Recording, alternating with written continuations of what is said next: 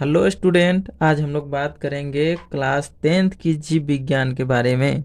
जीव विज्ञान की इंट्रोडक्शन है। इंट्रोडक्शन के परिचय के बारे में आज हम लोग बात करेंगे।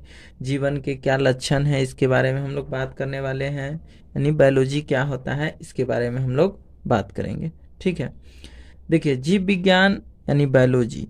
बायोलॉजी जो है दो शब्द से मिलकर बना हुआ है। ग्रीक भाषा के दो शब्द से मिलकर बना हुआ है बायोलॉजी यानी जीव विज्ञान। देखिए पहला जो है बायोस है, दूसरा जो है लोगोस है। बायोस का मतलब होता है लाइफ, लाइफ का मतलब जीवन। लोगोस का मतलब होता है स्टडी, स्टडी का मतलब होता है अध्ययन।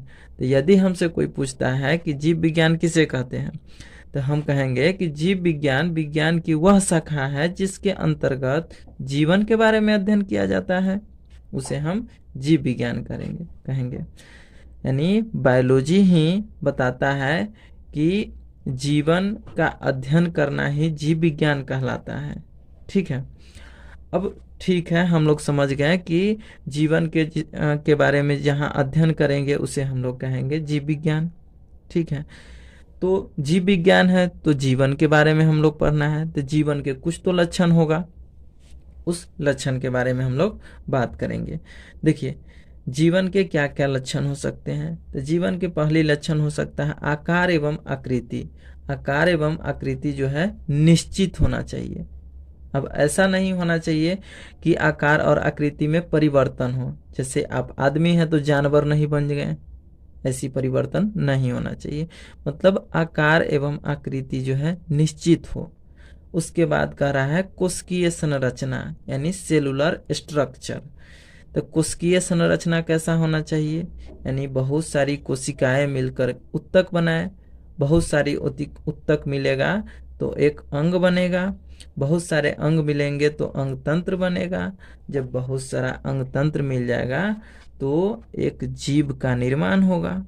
यानी कोशिकीय संरचना में एक जीव के निर्माण के लिए बहुत सारी कोशिकाएं मिलकर उत्तक बनाए, बहुत सारी उत्तक मिलकर के अंग बनाएगा, बहुत सारा अंग मिलेगा तो अंग तंत्र बनेगा।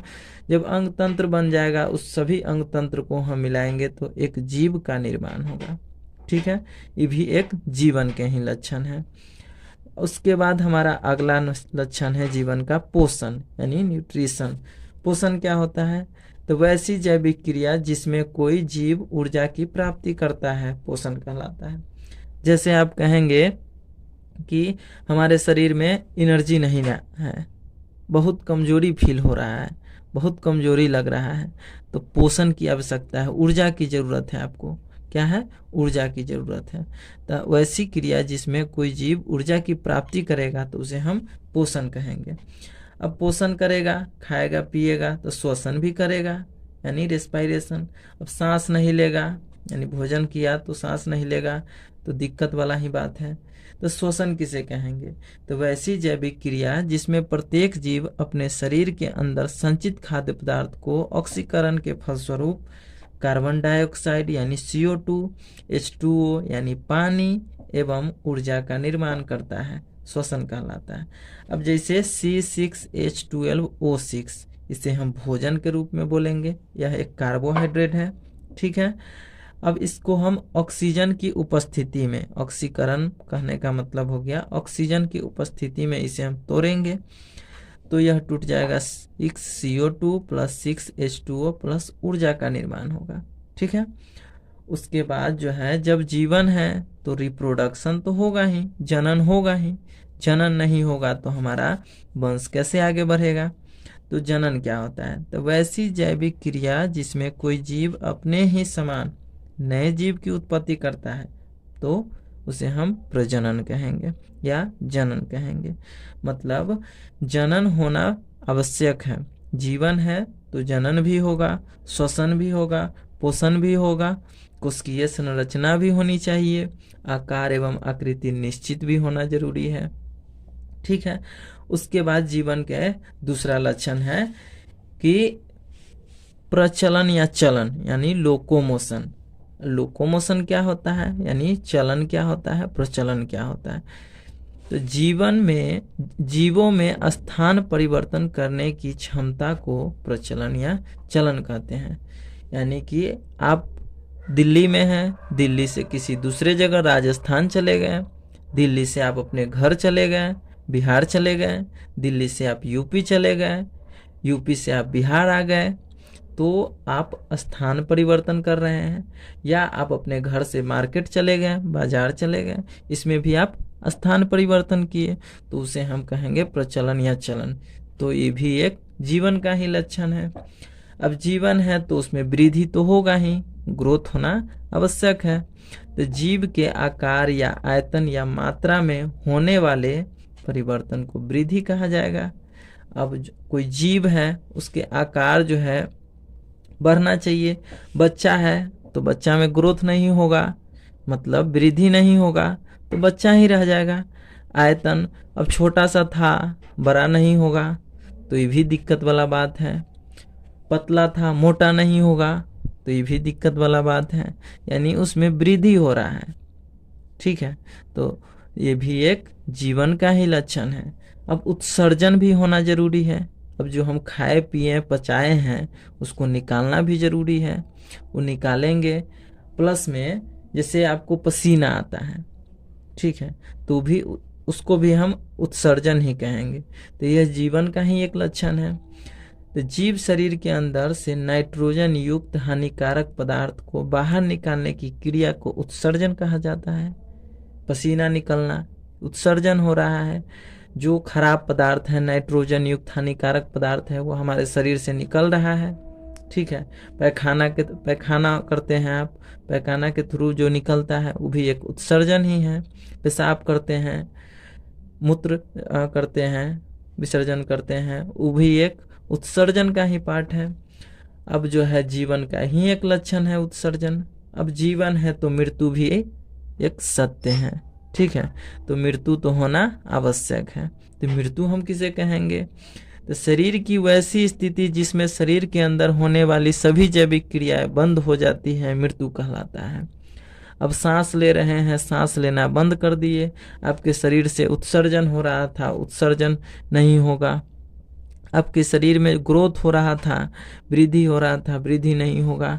आप एक जगह से दूसरे जगह जा रहे थे, आप अपने घर से मार्केट जा रहे थे, मार्केट नहीं जा पाइएगा। कोई भी जो है जैविक क्रियाएं नहीं आप कर पाएंगे। जैसे आपके शरीर का आकार परिवर्तन हो रहा था, आकार परिवर्तन नहीं कर पाएंगे। कोशिकीय संरचनाएं जीव जो है कोशिकीय संरचनाएं की वजह से एक जीव का निर्माण हो रहा था, वो नहीं हो पाएगा। पोषण था, यानी कि ऊर्जा की प्राप्ति कर रहे थे, वो नहीं हो पाएगा। श्वसन कर रहे थे, वो नहीं हो पाएगा। प्रजनन कर रहे थे, प्रजनन नहीं होगा। यानी कि सभी एक्टिविटी जो है बंद हो जाएगी, यानी सभी जैविक क्रियाएं जो है बंद हो जाएगी, तो उसे हम मृत्यु कहेंगे, जो एक जीवन का सत्य है। अब हम बायोलॉजी पढ़ रहे थे, यानी जीव विज्ञान पढ़ रहे थे। तो जीव विज्ञान के पिता हमसे पूछ दिया कोई कि जीव विज्ञान के पिता किसे कहेंगे, तो हम लोग जीव विज्ञान के पिता अरस्तु को कहेंगे, ठीक है। जीव विज्ञान के पिता कौन होंगे? अरस्तु होंगे। जीव विज्ञान जो है दो प्रकार के होगा, एक होगा वनस्पति विज्ञान, एक होगा जंतु विज्ञान। अब जीव विज्ञान को दो भागों में बांटने का क्या कारण है? अब जैसे हमको पढ़ना था जंतु के बारे में, यानी जानवर के बारे में, अब और हमको पढ़ना था पौधा के बारे में, तो हम दोनों को एक साथ पढ़ते तो यहाँ तो खिचड़ी हो जाता, ठीक है। अब हम अपने हाथ को काटेंगे तो क्या निकलेगा? खून निकलेगा। पौधा को काटेंगे तो कौन सा खून निकलेगा? हम अपने हाथ को काटते हैं तो लाल रंग का खून निकलता है, पौधा को काटते हैं तो कैसा खून निकलता है, कुछ भी पता नहीं है। तो इसकी जो है अध्ययन करने में कठिनाई होती, जिसके वजह से जो है बायोलॉजी को यानी जीव विज्ञान को दो भागों में बांटा गया, एक वनस्पति विज्ञान, एक जंतु विज्ञान। यानी कि वनस्पति विज्ञान में हम पादप का अध्ययन करेंगे, यानी पौधा के बारे में अध्ययन करेंगे, और जंतु विज्ञान में जो है जानवर के बारे में हम लोग अध्ययन करेंगे। अब हमसे कोई पूछ दिया कि बोटनी का पिता यानी वनस्पति विज्ञान के पिता हम किसे कहेंगे, तो वनस्पति विज्ञान के पिता जो है थियोफ्रेस्टस को कहेंगे। वनस्पति विज्ञान के पिता जो है थियोफ्रेस्टस हो जाएगा। अब कह दिया कि जूलॉजी जो है जंतु विज्ञान के पिता कौन होंगे? तो जंतु विज्ञान के पिता, जो बायोलॉजी यानी जीव विज्ञान के पिता है वही जंतु विज्ञान के पिता होंगे। ठीक है। अब जो अरस्तु साहब थे, अरस्तु जो है बायोलॉजी के जीव विज्ञान के पिता हो गए। अरस्तु के ही चेला थे थियोफ्रेस्टस। इन्होंने भी अपना नाम कर दिखाया, गुरु का नाम रोशन किया। आप लोग भी कीजिए। ठीक है। उसके बाद आज की क्लास में, आज की वीडियो में हम लोग जो है केवल इंट्रोडक्शन पढ़े हैं। अगला क्लास में हम लोग चैप्टर स्टार्ट करेंगे। क्लास 10th की पहली चैप्टर है जैव प्रक्रम, बायोलॉजी की पहली चैप्टर है जैव प्रक्रम। ठीक है। इसके बारे में हम लोग अध्ययन करेंगे। Thank you.